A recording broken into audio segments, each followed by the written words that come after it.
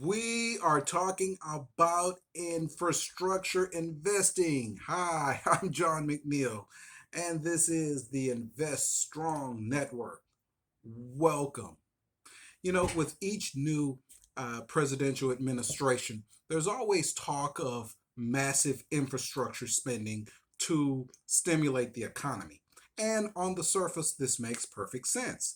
I mean, there are certainly no shortage of bridges that need to be repaired, or piping work that needs to be redone, or railways or bus lanes that need to be redone around this country.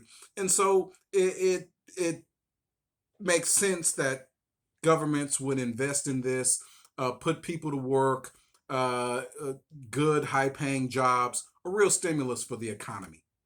But the problem with infrastructure spending, as it has been structured, certainly in the post World War II period, is it takes lots of very tight cooperation from the different layers of government, especially from the state governments to the federal government.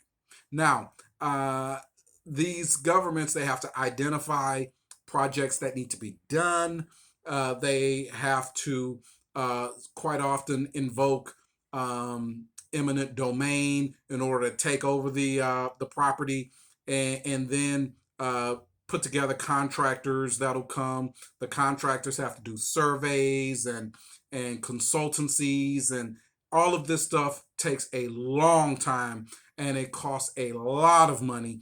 And frequently, by the time the earth is ready to be moved in order to get this stuff done, much of the money has already been depleted, and that particular administration that really made it a priority is actually already out the door. Right now, there is a much, much better way of doing this, and it's a way that I think would have maximum economic impact.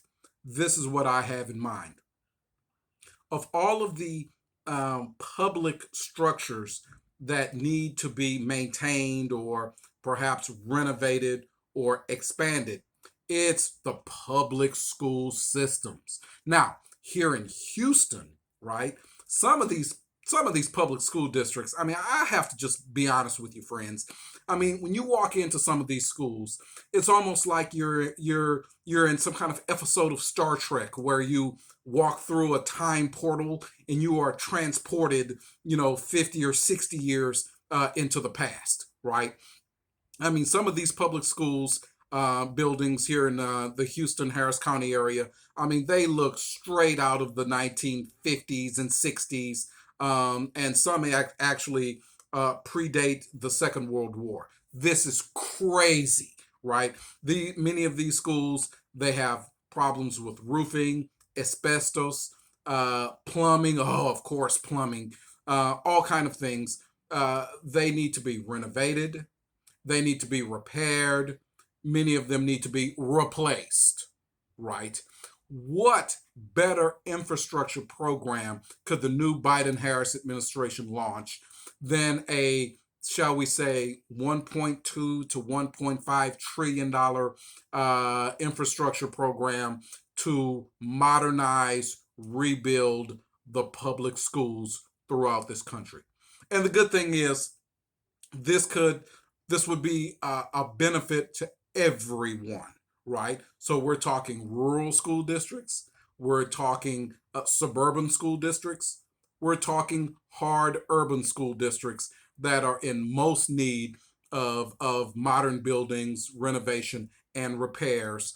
Uh, it could benefit all of these public school systems, and also get, these funds could be used to acquire new equipment, right? Modern equipment, modern technology, all of the things that the students in a 21st century economy will need to progress and succeed can be at their fingertips, right? And this could be done with bipartisan cooperation, because really it would benefit all constituencies. Now, how would this affect the economy overall? Well, it would have a huge direct benefit to the economy.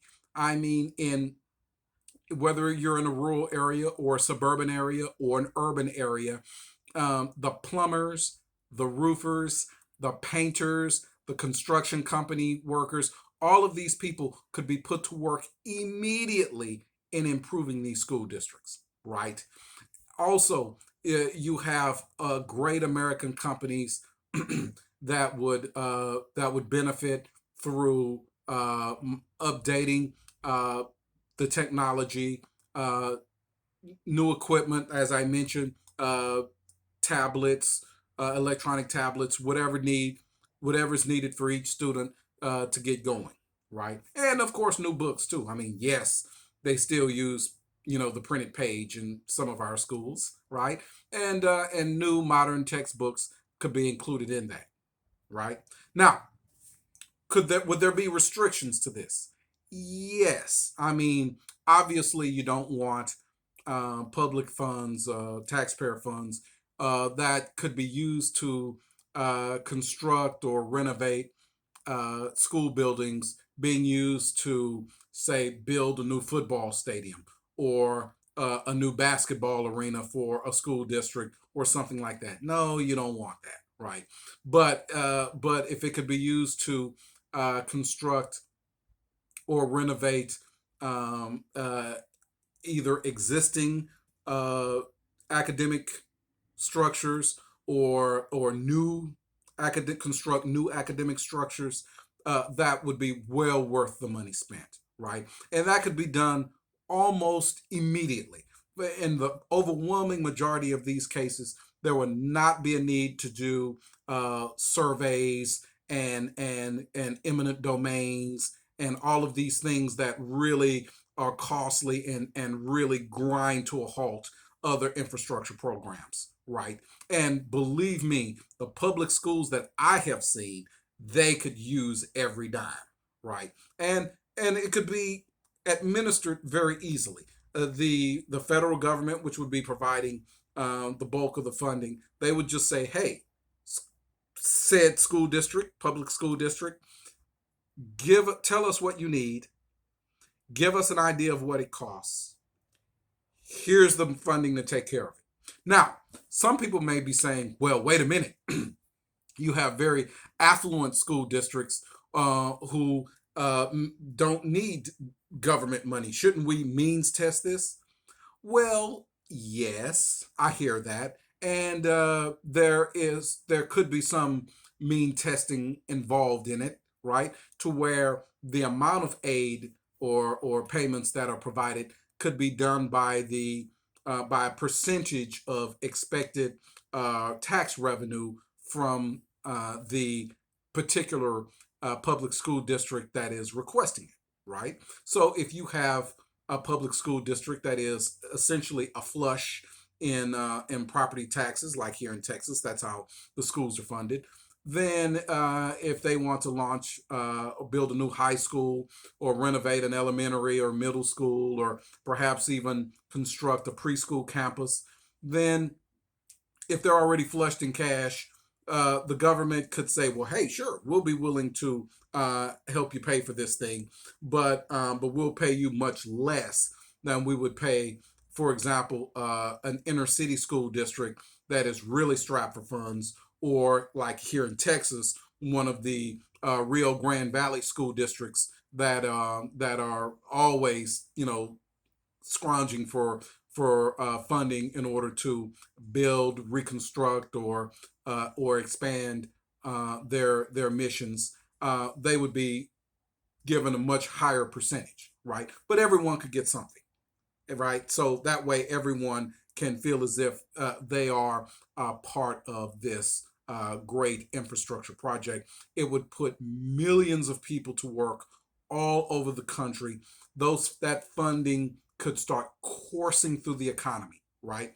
All the way from the school districts themselves to the contractors to the subcontractors to the actual maintenance and handy people that will actually do the work, to the consultants, to everyone that will make it all happen.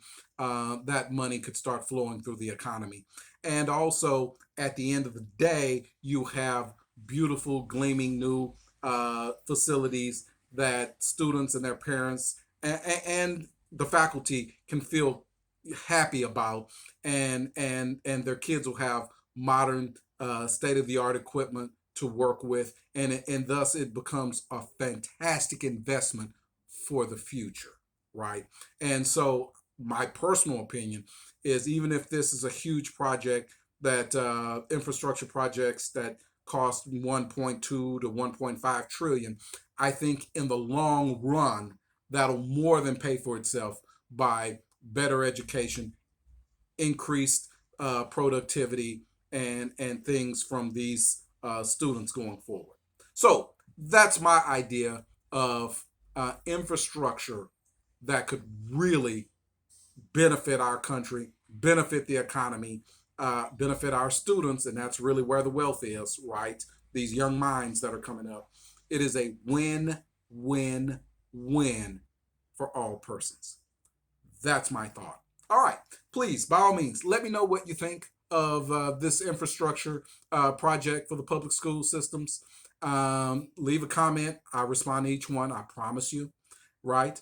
Also, smash that thumbs up button. Do it. Do it. Do it. Do it. Let me know when you hit the thumbs up button. Let me know if this project could be improved. Right. Because I don't know it all. In fact, I don't even know a large portion of it all, right? So everything can be improved. Let me know what you think. Also, of course, you know what I'm going to ask. Subscribe! Subscribe to Invest Strong. I'd really appreciate it. Thank you so much, friends, and good blessings.